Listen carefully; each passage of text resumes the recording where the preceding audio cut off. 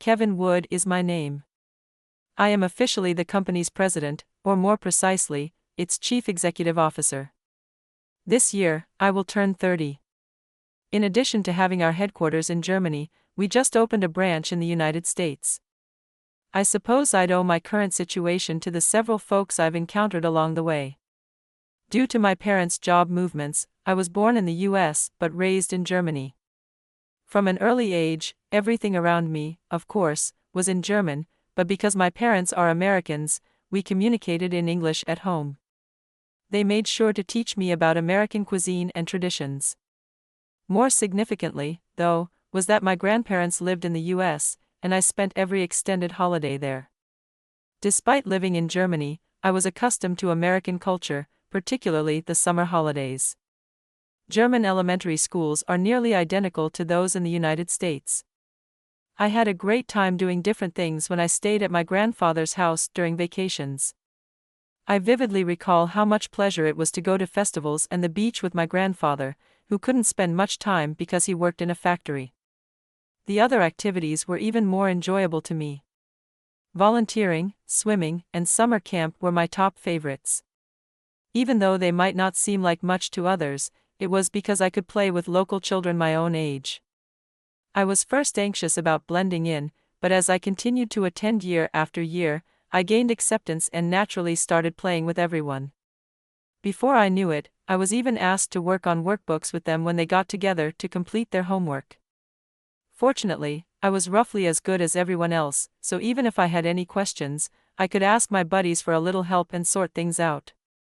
Additionally, there was a guy who was quite skilled at providing explanations. Pay close attention, you can solve it this way because the units are different. He was Eric Walker, my future best buddy. Though he wasn't very noticeable, Eric was wiser and gentler than everyone else. Instead of simply providing the solution, he would discreetly approach a child who was having trouble and work through the issue with them. As was customary, we were all together studying during the summer of my 5th grade year. That day, I was answering issues with ease when I abruptly became aware of the mechanical pencil Eric was holding. "What a neat mechanical pencil, Eric," I said. "Oh, congrats," he replied with a joyful expression. He showed me the mechanical pencil and stated, "My grandpa bought it for me."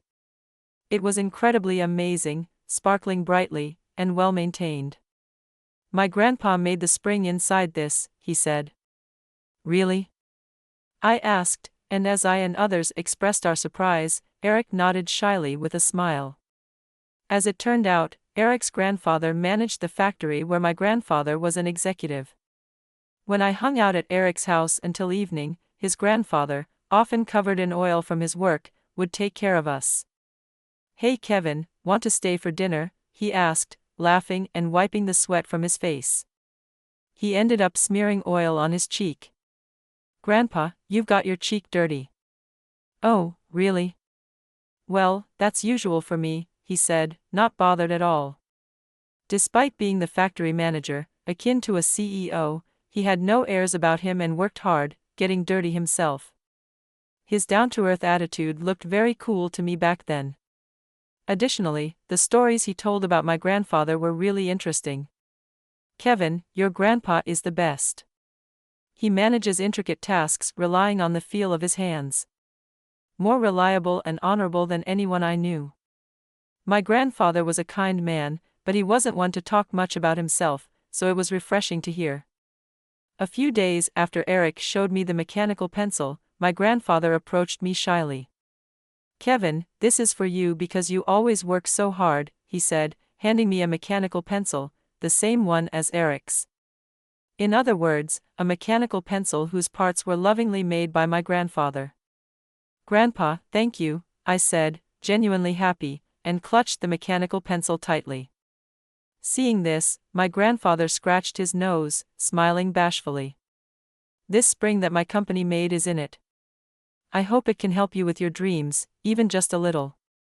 My parents were always by my side, but I only got to see my grandfather during the summer months. Despite that, I felt happy to be looked after so warmly, even as a kid. I secretly admired that. By the way, Alan, our boss, was praising you," he said. "He really wants you to come to your factory," my grandfather added. Alan and Eric's grandfather were very good friends. They were what you call friends beyond the barriers of their job titles. They sometimes got together at each other's homes to drink beer, and they always looked like they were having a great time. Maybe seeing them like that made me secretly hope that I could have such friends someday. As time passed, we went on to middle school and high school. Perhaps influenced by my grandfather, I had become a collector of stationery.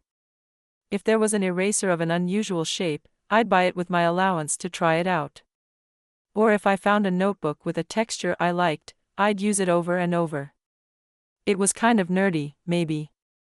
But speaking of mechanical pencils, there are so many different mechanisms at work. Sometimes, I take one apart entirely and couldn't put it back together. I was that serious about my interest in stationery. What writing tools are easy to use in class? I often found myself thinking about that during lessons. But don't forget, I'd lived in Germany growing up. The need for my grandfather's meticulous craftsmanship made me realize, day by day, just how convenient the stationery he made really was. Other stationery might be stylish, but they often lack functionality. That's why my obsession with stationery was hard to convey to my German friends. So the person I always talked to about it was him. The guy sitting in front of me. He's changing his pen, and it's really bothering me. Yo, it makes that clicky noise, doesn't it? Maybe I'll give him a 3-color ballpoint pen next time. Eric and I emailed each other almost every day, and he would listen to my gripes. And vice versa, I'd hear about new stationery coming out in the US from him. Then, during the summer of our sophomore year in high school, when I returned to the US, Eric suddenly said something unbelievable. "I think I'm going to take over my grandpa's factory." Well, congratulations. With your smarts, Eric, all you need now is some hands-on know-how. Yeah, that's why I'm learning everything I can from Grandpa now, but I have another dream too. A dream? What is it? I want to start a business with you. Really? I almost spit out the water I was drinking. How did it come to this? All I could do was blink in surprise at Eric. But Eric didn't hesitate at all and continued, "Kevin, you're about the only one who can keep up with my love for stationery." Well, that's true. And you've probably thought a lot about various things in Germany, hadn't you? Well, right. Then let's show the world the good things about stationery in the US. Let's spread the word about the good things in the US together. Eric's straightforward gaze left me speechless. Maybe our grandfathers had similar conversations. Oh my God, that thought made me laugh. Before I could even reply, Eric looked puzzled by my sudden laughter. I took a moment to calm down with a glass of water, then looked straight at Eric. I hadn't really thought about doing something as big as promoting the goodness of the US, but I wasn't planning on just going to university either. If I'm going to do something, I want it to be related to stationery. I hadn't thought about starting a business before, but it'd definitely be fun with you, Eric. I reached out my hand straight to Eric as if he had been waiting. Eric grasped my hand with both of his. That's the spirit. We still have time. Let's hit the books hard from now on. We made a solid promise. In the midst of summer, someday we'd start a business together and take it international.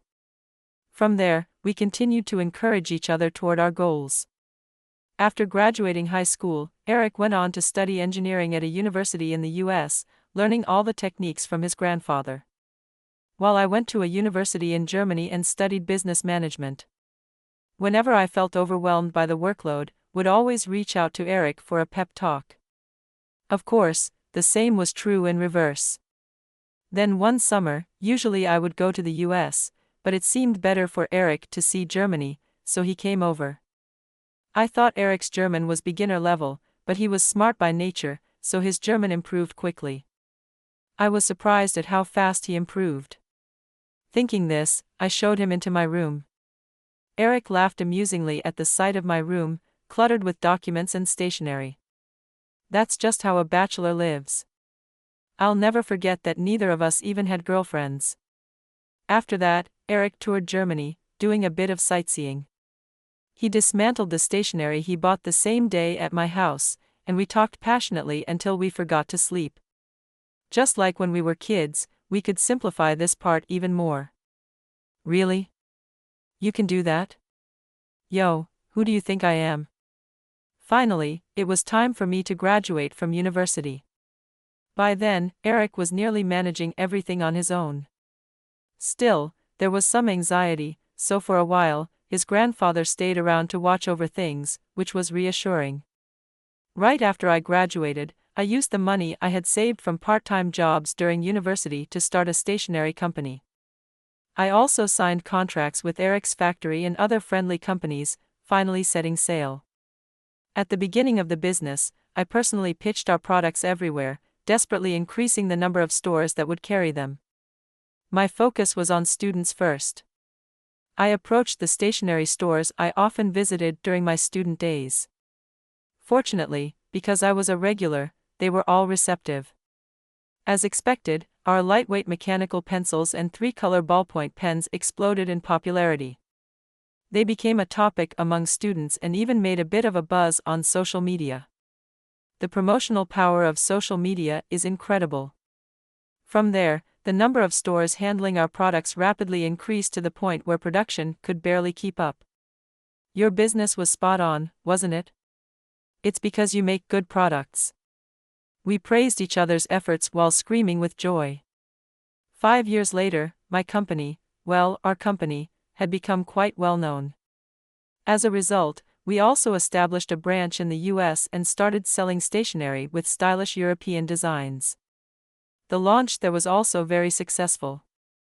The fountain pens, which combined the craftsmanship influenced by my grandfather with European design, were a hit. Especially the fountain pens, since you can enjoy the ink too. They were popular with people who have a strong preference for quality. However, we couldn't bring the production lines to Germany, so we were completely dependent on craftsmen in the US, which limited our production capacity. I think we need to move to a new phase soon. Yes, let's sit down and think it through. I want you to see how things are going over here too. Indeed, since the business took off, I hadn't been able to return to the US much. Of course, Eric hadn't had the time to come to Germany either. So we decided to meet face to face and discuss things, going back to our roots. Also, I was concerned about our grandparents. They said they were fine over the phone, but still, I wanted to see them while I could. With that, I packed a bag full of souvenirs and headed to the US. I had things I wanted to do in the US. First, inspect the factory as much as possible. I wanted to thank the team making our products and find out who was involved. Then, inspecting the branch in the US. Of course, a company isn't just about the factory. There are salespeople who make the products sell, accountants who handle the finances, and many other talents involved. The strong sales in the US are thanks to them, so I definitely wanted to thank them in person. I was hoping to hear some good ideas from both the factory and the branch over here. When I arrived at the airport, to my surprise, Eric himself came to pick me up. As I stood there astonished, he approached me with a big smile and said, "While you're here, I'll be with you. I rearranged my schedule just for this day. Don't worry, everyone is competent." It seems Eric trusts his colleagues at the factory. Seeing that made me feel happy too. Then let's catch up, just the two of us. With that, our inspection trip began. Eric drove us first to the main factory where he works. I might have been the most surprised there. The facilities had improved significantly since I saw them when I was a kid. Of course, we had to increase production. Eric smiled proudly. I knew Eric had been working hard, but seeing it firsthand almost brought tears to my eyes. Trying to cover it up with a cough, I changed into my work clothes. My work clothes were new and clean, but Eric's, which he changed into, were stained with oil and chemicals, a testament to his hard work. "Well, Eric, there's an urgent call." "Okay, sorry Kevin. Go ahead without me." Just as I finished changing, Eric got an urgent call, and I had to start the factory tour alone for the time being. Finally, stepping into the actual workplace, though a worker with some spare time guided me, I was nervous about being in a real work environment for the first time. As I looked around curiously at everything, the workers, although they didn't stop their tasks, greeted me with smiles and nods. I smiled back at them. "What are you working on here?" "Yes, this is." Even to my naive questions, everyone answered politely. They honestly talked about what they focus on and what the challenges are. After hearing quite a bit, I realized that it would be difficult to increase production further without expanding the factory's current scale. That meant we needed to think of new initiatives. As I walked back to the office, Eric, who had just finished the phone call, rushed back. "Sorry that took a long time." "No, it's fine. I've pretty much seen everything." "That's good then." "Hey Kevin, I just got a call." Apparently, the call was from a paper maker Eric is close with who said he really liked the writing feel of the fountain pens we released recently. "That's great," I started to say, but stopped myself and looked at Eric. "Hey, why are you so close with a paper maker?" "Oh, I've been friendly with him since my grandpa's time." "Next, how about we focus on paper products, notebooks or stationery?" "We'll have to think carefully about that." "That makes sense. The fountain pens are selling well, and if we can come up with a good ink formula that blends well, that would be awesome." "Can't you ask that guy for help?" "Got it. I'll ask him again next time." Thinking of paper formulations might not have occurred without hearing the word craftsman. Well, just coming up with formulations can be researched indefinitely, but our products sell because of a precision that only we can offer. That's why we need the craftsman's skills. While thinking about this, I reflected once again on the workers I had seen today. Even though their tasks involved machinery, they ultimately used visual checks and manual verification, accomplishing tasks only humans can perform. I was reminded once again of the importance of human qualities that we need to continue to value. After that, I revisited the factory with Eric and saw him being revered as the factory manager. Eric and I both aimed for such an environment, and we ended up talking with various people and stayed longer than intended. "Hey Eric, time's running out." "Well, you're right." A quick glance at the watch showed it was nearly time to head to the branch in the US, or we'd be late. We downed our cold coffee in one gulp, and without even time to change, we rushed out of the factory. Originally, we were supposed to head there with Eric driving, so it looked like we wouldn't be too delayed, but I made a quick call just to be sure. The woman who answered was very cheerful and pleasant. It was clear that people like her were part of the reason the branch in the US was running smoothly. During the drive, we talked about how grateful we were for their efforts and managed to arrive just a few minutes late. "Sorry, excuse us." The entrance was neatly organized, and it felt good to be there. We stood out in our dirty work clothes but felt no embarrassment and carried ourselves confidently. "I'm very, very sorry. The branch manager is still with the previous client and running late." "Oh, then could you show us around? Since we're here, we'd like to see who is working." "Yes, of course. Shall I show you around?" "No, you must be busy with other tasks. We'll take our time looking around." "Thank you." We said this and declined the woman's offer. The woman led us to the front of the office area and hurried to another floor.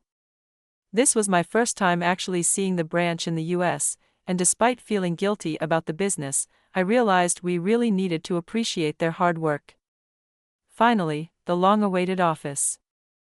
There are a lot of employees here who support our company, I thought. With that in mind, we entered the office with nervous looks on our faces. "Hey, do you realize you're holding everyone back?" At that moment, the office fell dead silent. The voice that echoed clearly carried irritation, and the atmosphere was tense. We looked towards the source of the voice, wondering what was happening there. A man in an expensive suit was standing in front of a young employee, looking up, upset. The young employee being scolded was looking down, apologizing in a faint voice. Trying to ask someone what had happened was impossible, as the other employees also kept their mouths shut and comfortably focused on their own work. It was clear no one would speak up in such an atmosphere. I thought about observing for a bit longer, but seeing the angry man's demeanor, I couldn't stand by. I signaled to Eric with my eyes that we needed to intervene, and our eyes met. It seemed Eric felt the same way. We quietly approached the two men. "Excuse me, what's happening here? Who are you?" The man looked suspiciously at us.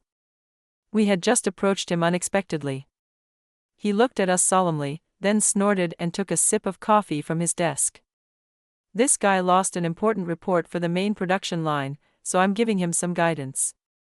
Even a kid can manage paperwork, but this guy..." He gestured with his chin towards the young employee. The young employee looked like he wanted to say something but instead looked down, frustrated. Something about this situation seemed off to me. What is he saying? Just like you see, he's just apologizing and not coming up with any solutions. This is why newbies are troublesome. They can't think of the next step. He said this and laughed scornfully. Then the young employee suddenly looked up and spoke. "But I submitted that document to Max yesterday." "But I told you not to make excuses," the man interrupted. He clearly had no intention of listening to his young employee. Whether it's intentional or not, I don't know, but every time the young employee tries to speak up, he silences him right away. Judging from the situation, it seems he's the manager, and he's unilaterally hurling words at him. This situation is in no way acceptable, especially since such a thing is happening in my own company. I was shocked, forgetting Eric was beside me. I instinctively spoke up. "Excuse me, I understand what you're saying, but why not listen to what he has to say? Why would I believe someone who lost the document? He's bound to lie. Still blaming him outright won't solve anything." As I said this, I saw the manager's eyebrows twitch as he laughed. Then he turned towards me, glaring. "Who are you?" "I'm the manager here, and if I say so, everyone should just follow along. I'm in charge of this. General affairs. Are you talking back to me?" With that, he looked at our attire again and laughed mockingly. "Don't come here in such filthy clothes. You'll dirty the office. I don't know what business you have here, but this isn't a place for filthy people like you to come freely. Got it? Filthy? We were working in the factory, so it's natural we are dirty. Moreover, that's not relevant now. Shouldn't we be more concerned about the whereabouts of the document than the cleanliness of our clothes or assigning blame?" I firmly responded. I could see the wrinkles in the manager's brow deepen. His hand tightened around the mug he was holding, easily noticeable, yet he still wanted to say something to me. He said it in a harsh voice. "What's your deal? Outsiders shouldn't be meddling in this. Who the hell are you anyway? Even your work clothes are brand new. Are you a newbie? What do you know about work? I have a career that I've built up on like you. I'm not affected by the words of someone with this little social experience." Career? Social experience? Certainly, compared to this man, I may still lack in many areas, but that's exactly why I want to interact directly with various people and learn what's best. As I've said before, I want to value the human qualities that only come from being personable. I want him to understand that too. With that determination, I faced him squarely. "True, I may not have the social experience or career that you do. However, I do want to understand what the person in front of me is trying to say, what they want to communicate. That's why I think it's important to listen to them. Of course, I also want to understand what you're frustrated about." As soon as I said that, I felt a lukewarm sensation on my head. "What's this liquid?" When I realized, I was drenched in lukewarm coffee from head to toe. I could hear a faint scream from a female employee, while hearing the murmurs of the employees. I looked up to see the manager had inverted his mug, grinning triumphantly. "Hey, let me tell you how to treat you here, young man." "Wait, what are you doing?" "It's okay, Eric." "I'm okay." I calmed him down as Eric, who is usually reserved, raised his voice unexpectedly.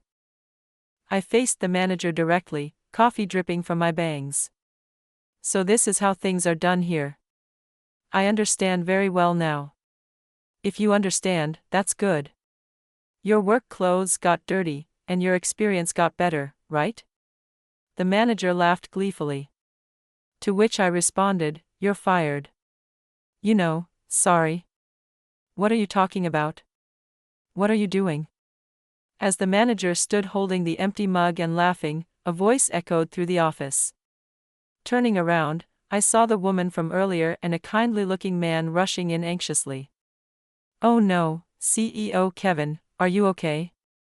"Yes, I'm fine. Could I possibly borrow a towel?" "Of course." "Hey, get a towel and some gloves right away.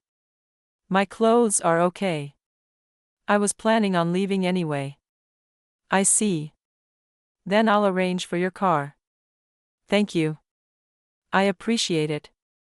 The office suddenly became frantic. As I wiped the dripping coffee off with a towel provided by the hurried woman, I looked at the manager, who had a dumbfounded expression, not understanding what was happening.